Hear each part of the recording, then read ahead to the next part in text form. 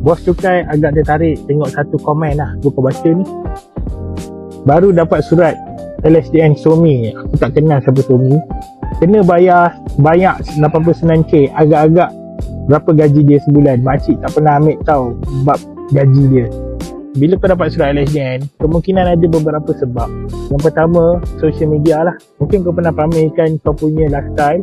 Yang kedua, mungkin kau ada beli kereta. Dia boleh kesan juga kat JDJ. Lagi-lagi yang beli kereta sport. Dan saya dapat tahulah, saya punya pelanggan, dia kena dengan LSDN lebih kurang almost 2 juta. Bila tanya apa punca utama, bila check balik, LSDN bagi tahu sebab dia tembak secara randomly mereka yang pakai supercar.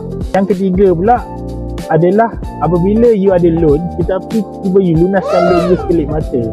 Itu pun menjadi tanda tanya juga. Okey, yang seterusnya, katakanlah you ada senyam berhad.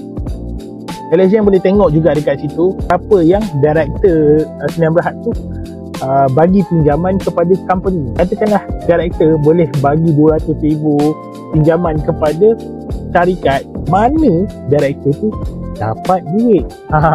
So jangan terkejut kalau LSDN kejar korang, sebab ada punca dan sebab musabab. Okey, dapat? Cuba komen sikit.